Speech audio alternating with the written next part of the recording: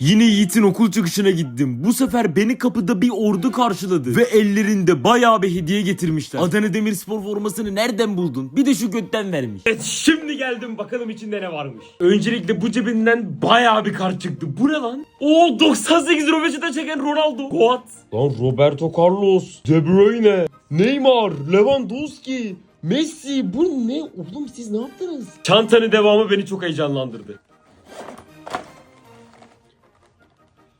Ne? Bir kutu makaron çıktı lan. Bak bunun tarihi falan geçmemiştir değil mi? Umarım zehirlenmem. Benim en sevdiğim renk pembedir, o yüzden pembe yiyeceğim.